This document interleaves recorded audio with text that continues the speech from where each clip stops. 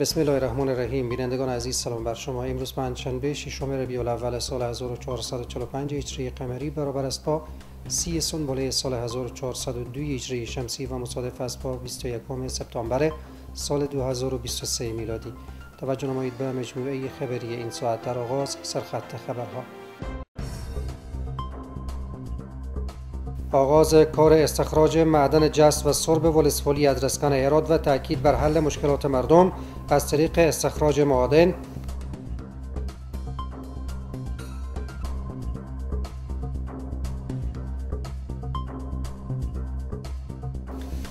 بزرگداشت از جایگاه زبان عربی از سوی پانزه ادبیات پانتون هرات.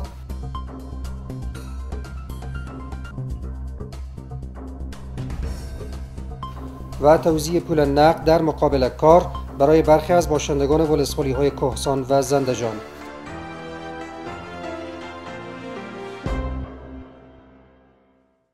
مشروع اخبار. کار استخراج معدن جست و سرب زردآلوگک ولسوالی ادرسکن ولایت هرات از سوی شرکت قراردادی آغاز گردید. مسئولان اداره محلی این ولایت میگویند که هرات قطب اقتصادی افغانستان است و امارت اسلامی برای آن طرح‌های زیاد روی دست گرفته است. مسئولان معادن و پترولیوم هرات نیز میگویند که در این ولایت 13 نوع مواد معدنی کشف گردیده و با استخراج آن 90% مشکلات مردم هرات رفع می شود. محمد جمعه رضایی با جزئیات بیشتر. آغاز کار استخراج معدن جست و سرب در ولسوالی ادرسکن هرات.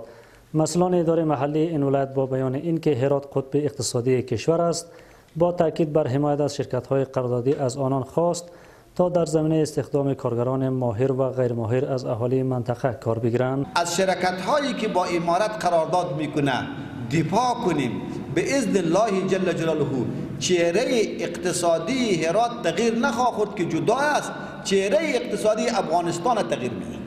دغه بودجه د مخفله بودجه نه اکمالو، د شرکت خپله بودجه د افغان یونیورسال خپله بودجه نه اکمالو، هر څومره تجهیزات شو هغه بودجه به ان شاء الله مخفله وي. در همین حال مسئولان اداره معادن و پترولیوم این ولایت نیز میگویند که در این ولایت 13 نوع مواد معدنی کشف گردیده و با استخراج اون 90% مشکلات مردم کشور را رفع میکند. در این راستا اگر سرمایه گذاری درست بشه، اونها به بهره برداری گذاشته شه، ان شاء الله 90% مشکل اقتصادی کشور ما و شما را حل میکنه.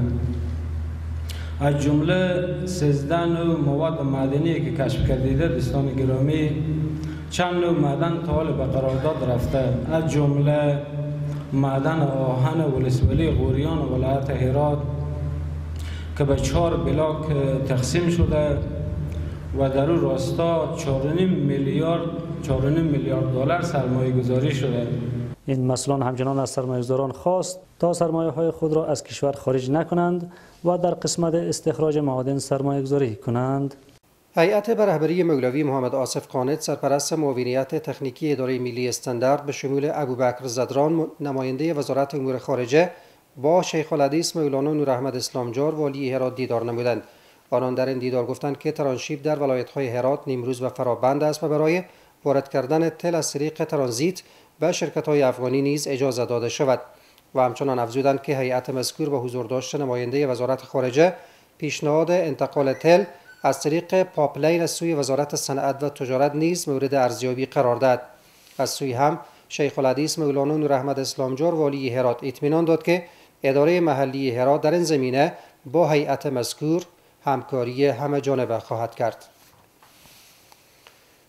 مفتی لطفالله حکیمی سرمفتش وزارت دفاع ملی در سفرش به ولایت هرات با شیخ الحدیث مولانا نور احمد اسلامجار والی هرات دیدار نمود. وی در این دیدار از کارکردهای مسئولین نظامی و ملکی این ولایت قدردانی نمود و اطمینان داد که مسئولان وزارت دفاع همیشه همکار ارگانهای محلی بوده و هستند. در همین حال شیخ الحدیث مولانا نور احمد اسلامجار والی هرات گفت که تمام ما برای نظام واحد اسلامی کار می‌کنیم و اداره محلی همیشه همکار ارگانهای نظامی است. اولین جلسه کمیسیون نظم و توسعه شهری تحت ریاست والی این ولایت برگزار گردید. محمد جاوید مایار رئیس حکومتداری شهری و منشی کمیسیون اجندای جلسه را به خوانش گرفته و اهداف برگزاری جلسه کمیسیون را که در توسعه و انسجام شهر نقش عمده دارد را بیان نمود. شیخ الحدیث مولانا نور احمد اسلامجار والی هرات و رئیس کمیسیون نظم و توسعه شهری ضمن قدردانی از برگزاری جلسه نقش کمیسیون متذکره را در راستای بهبود امور شهری و تطبیق پلان‌های انکشافی ولایتی مؤثر دانست. مطابق آجندا در قسمت بحث آزاد، رؤسا و مسئولان ادارات سکتوری ولایتی نیز طرح‌ها، پیشنهادات و نظریاتشان را شریک ساختند. در اخیر والی هرات جلسه را جمع‌بندی نموده و فیصله به عمل آمد تا من بعد جلسات کمیسیون به طور منظم و با حضور داشت رؤسای ادارات که عضویت کمیسیون را دارند برگزار گردد.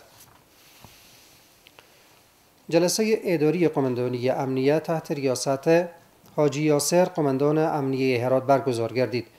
جلسه به منظور بهبود چالش‌ها و مشکلات بین قطاعات و جزءاتها در قماندانی امنیه هرات برگزار شد. حاجی یاسر قماندان امنیه هرات تاکید ورزید که در راستای امور کاری یومیه طبق اوامر و فرامین امیرالمومنین حفظه الله اجراعات اصولی نموده و گزارشات یومیه خویش را به مقام این قماندانی ارسال بدارند. قماندان امنیه هرات هدایت داد تا هر یک در بخش‌های کاری خود به مردم خدمت صادقانه نموده و با آنان برخورد نیک و حسنه داشته باشند. در این جلسه آمر پاسپورت از طی مراحل 8908 قطعه اسناد پاسپورت و جمع‌آوری 60 میلیون افغانی عواید در هفته گذشته و مدیر ترافیک نیز از طی مراحل 37000 اراده موتورهای اشترنگ راسته به جلسه گزارش ارائه نمود. 11 تن گردشگر خارجی از کشورهای مختلف با رئیس اطلاعات و فرهنگ دیدار نمودند.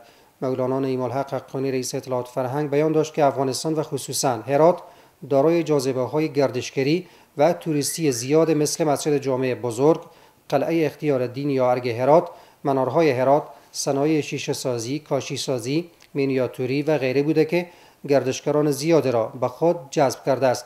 مولانا حقانی خواستار سفر بیشتر گردشگران و بیان حقایق افغانستان از جمله امنیت، اقتصاد، فرهنگ و برخورد نیک با مردم و اتباع خارجی و جاهای تاریخی گردیده اضافه نمود.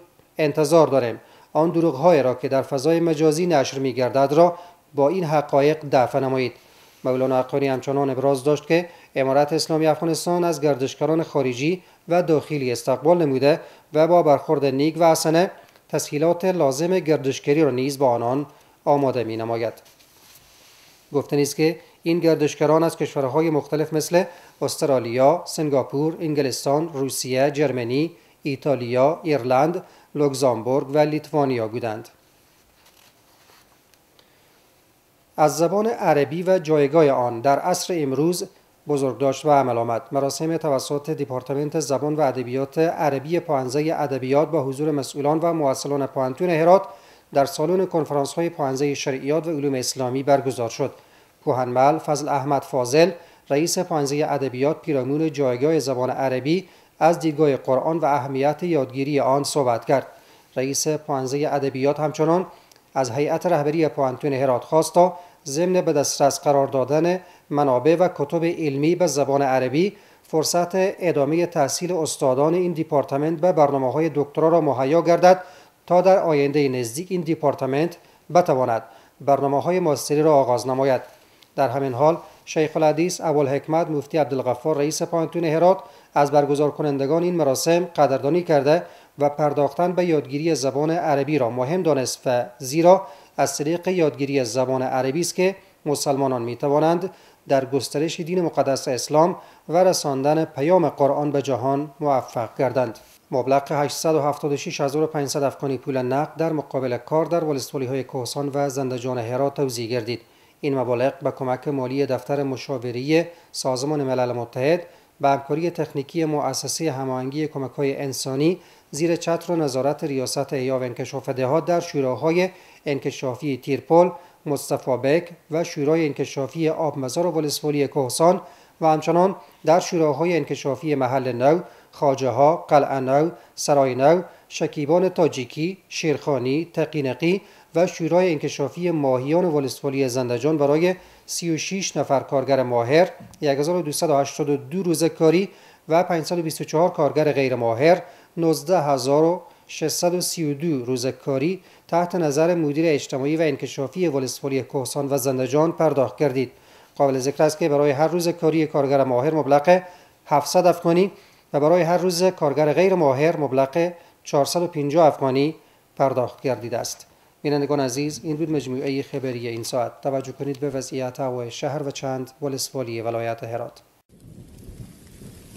بینندگان عزیز، سلام بر شما. شب بر همگی شما بخیر. توجه فرمایید به وضعیت هوای شهر هرات و چند ولسوالی آن. جمعه شهر هرات نیمه ابری، بلندترین درجه حرارت 27، پایینترین 10 درجه سانتیگراد. غوریان نیمه ابری، بلندترین درجه حرارت 27، پایینترین 11 درجه سانتیگراد. کرخ آفتابی، بلندترین درجه حرارت 22، پایینترین 9 درجه سانتیگراد. و همچنین پشتون زرغان آفتابی، بلندترین درجه حرارت 30، پایینترین 12 درجه سانتیگراد. و در پایان مرور مجدد داریم بر سرخط خبرها. آغاز کار استخراج معدن جست و سرب ولسوالی ادرسکن هرات و تاکید بر حل مشکلات مردم از طریق استخراج معادن.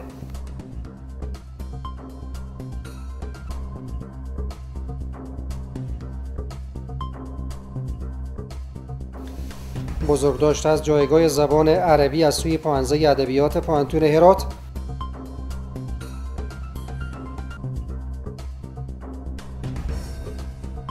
و توزیع پول نقد در مقابل کار برای برخی از باشندگان ولسوالی های کهسان و زندجان.